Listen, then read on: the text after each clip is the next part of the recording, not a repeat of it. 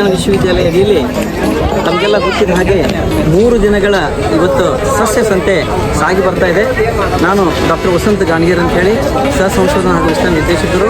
ಈ ಒಂದು ಮೇಳವನ್ನು ನಾವು ಉದ್ದೇಶಕ್ಕೆ ಬಂದರೆ ರೈತರಿಗೆ, ಆಮೇಲೆ ಸಾರ್ವಜನಿಕರಿಗೆ, ಮಕ್ಕಳಿಗೆ, ಮಹಿಳೆಯರಿಗೆ ಅನುಕೂಲ ಆಗಲಿ. ಮುಂಗಾರು ಹಂಗಾಮಿನಲ್ಲಿ ಒಂದೇ ಸೂರಿನಲ್ಲಿ, ಒಂದೇ ವೇದಿಕೆಯಲ್ಲಿ ಎಲ್ಲ ಒಂದು ನರ್ಸರಿಗೆ ಸಂಬಂಧಪಟ್ಟಂಥ ಗಿಡಗಳನ್ನು, ಕೃಷಿ ಮಾಡಿದ ಗಿಡಗಳನ್ನು, ಹಣ್ಣು ಗಿಡಗಳನ್ನು ಹಾಗೂ ಪ್ಲಾಂಟೇಷನ್ಸ್ ಗಿಡಗಳನ್ನಾಗಲಿ ಅಥವಾ ಬೀಜಗಳನ್ನಾಗಲಿ, ವಿವಿಧ ತರಕಾರಿ ಬೀಜಗಳನ್ನಾಗಲಿ, ಅದರ ಜೊತೆಗೆ ಇವತ್ತು ಕೃಷಿ ಪರಿಕರಗಳಾಗಲಿ, ಜೈವಿಕ ಗೊಬ್ಬರಗಳಾಗಲಿ, ಇವೆಲ್ಲವನ್ನು ಒಂದೇ ಸೂರಿನಲ್ಲಿ, ಒಂದೇ ವೇದಿಕೆಯಲ್ಲಿ ಬರಲಿ ಅಂತೇಳಿ ಮುಂಗಾರು ಹಂಗಾಮಿನಲ್ಲಿ ವಿಶೇಷತೆ ಕೊಟ್ಟು ನಾವಿವತ್ತು ಪ್ರಾಯೋಜಕತ್ವ ಕೊಟ್ಟಿದ್ದೀವಿ.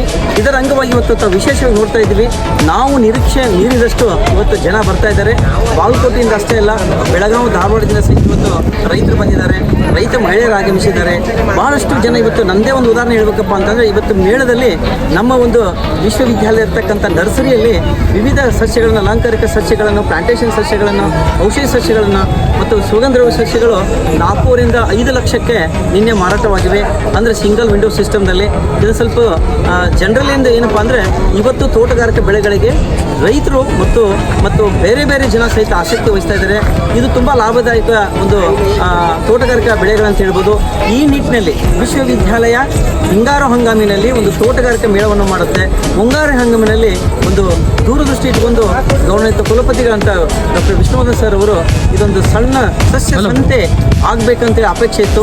ಆ ಸಸ್ಯ ಸಂತೆಯನ್ನು ಇವತ್ತು ನಾವು ನೋಡ್ತಾ ಇದ್ದೀವಿ. 50 ಮಳಿಗೆಕ್ಕಿಂತ ಹೆಚ್ಚಿನ ಪ್ರಮಾಣದಲ್ಲಿ ಇವತ್ತು ಬಂದಿದ್ದಾರೆ. ಪ್ರೈವೇಟ್ ನರ್ಸಿದವರು ಬಂದಿದ್ದಾರೆ. ನಾವು ನೋಡ್ಬೋದು ಇವತ್ತು ಇಲ್ಲಿರ್ತಕ್ಕಂಥ ಅನ್ನದಾತ, ಈ ನರ್ಸಿಗಳನ್ನ ನೋಡ್ಬೋದು. ಎಲ್ಲರೂ ಇವರು ಪ್ಲಾಂಟೇಷನ್ ಮಾಡಿಕೊಡ್ಕಂಥ ಒಂದು ವಹಿವಾಟವನ್ನು ಇವತ್ತು ಹೊಂದಿದ್ದಾರೆ. ಅದೇ ತೆರನಾಗಿ ಇವತ್ತು ಆರ್ನಮೆಂಟಲ್ ಪ್ಲಾಂಟ್ಸಿಗೆ ಜನ ಮುಕ್ಕುರಿ ಬರ್ತಾ ಇದೆ.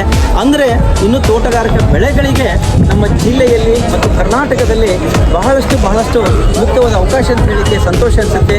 ಇದೇ ನಿಟ್ಟಿನಲ್ಲಿ ಮುಂದಿನ ದಿನಗಳಲ್ಲಿ ನಾವು ಹೆಚ್ಚಿನ ಒಂದು ಪ್ರಾಧಾನ್ಯತೆ ಕೊಡಬೇಕಂತೇಳಿ ಅಪೇಕ್ಷೆ ಪಟ್ಟಿದ್ವಿ.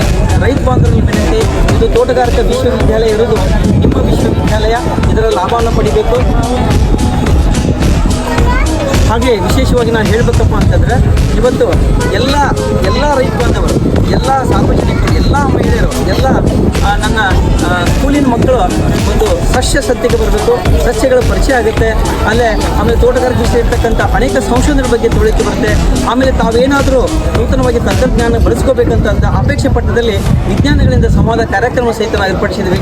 ಬಹಳಷ್ಟು ರೈತರು ಇವತ್ತು ಹೊಸ ವಿಚಾರಗಳೊಂದಿಗೆ ಇಲ್ಲಿ ಬಂದಿದ್ದಾರೆ. ಆ ವಿಚಾರದೊಂದಿಗೆ ಇವತ್ತು ನಾವು ರೈತರಿಗೆ ಎಲ್ಲರಿಗೂ ಹೇಳೋದಪ್ಪ ಅಂತಂದರೆ, ನೀವು ಹಣ್ಣುಗಳನ್ನು ಮಾಡ್ಬೋದು, ತರಕಾರಿ ಮಾಡ್ಬೋದು, ಪ್ಲಾಂಟೇಷನ್ಸ್ ಮಾಡ್ಬೋದು, ಔಷಧ ಸಸ್ಯಗಳನ್ನು ಮಾಡ್ಬೋದು. ತಮಗೆ ಬಹಳ ಮುಕ್ತವಾದ ಅವಕಾಶ ಇದೆ. ಅದರ ಜೊತೆಗೆ ಇಲಾಖೆಯಿಂದ ಸಿಗ್ತಕ್ಕಂಥ ಕೆಲವು ಸವಲತ್ತುಗಳನ್ನು, ಸಬ್ಸಿಡಿ ರೂಪದಲ್ಲಿ ಸಿಗ್ತಕ್ಕಂಥ ಸವಲತ್ತುಗಳನ್ನು ನಾವು ಹೇಳ್ತಾ ಇದ್ದೀವಿ. ದಯವಿಟ್ಟು ರೈತ ಬಂದರೆ ವಿನಂತಿ ಮಾಡ್ಕೊಳ್ತಾ ಇದ್ದೀವಿ. ತೋಟಗಾರಿಕಾ ವಿಶ್ವವಿದ್ಯಾಲಯ ನಿಮ್ಮ ಒಂದು ಆರ್ಥಿಕ ಬುನಾದಿಗೆ ಅನುಕೂಲ ಆಗುತ್ತೆ ಅಂತೇಳಿ ಈ ಸಸ್ಯ ಸಂತೆಯನ್ನು ನಾವು ಮತ್ತು ಪ್ರಾಯೋಜಿಸಿದ್ದೀವಿ. ಅದಕ್ಕೆ ದಯವಿಟ್ಟು ಎಲ್ಲರಲ್ಲಿ ಮತ್ತೊಮ್ಮೆ ವಿನಂತಿ ಮಾಡ್ಕೊಳ್ತೀವಿ. ಇನ್ನು ನಾಳೆ ಸೋಮವಾರ ಇದೆ. ಇವತ್ತು ನೋಡ್ತಾ ಇದ್ವಿ ನಿರೀಕ್ಷೆ ಮೀರಿದಷ್ಟು ಜನ ಬಂದಿದೆ. ನಾಳೆಯೂ ಸಹಿತ ಬರುವಂತ ಅಪೇಕ್ಷಿಸಿ ಈ ಒಂದು ಆಯೋಗದಿಂದ ಪರಿಪೂರ್ಣತೆ ಆಗಲಿ ಅಂತ ಹೇಳಿ ಮಗದೊಮ್ಮೆ ಎಲ್ಲರಿಗೂ ನಾನು ವಿಶೇಷವಾಗಿ ಶುಭ ಹಾರೈಸುತ್ತಾ ನಾನು ಮಾತನ್ನು ಮುಗಿಸುತ್ತೇನೆ. ಜೈ ಕರ್ನಾಟಕ.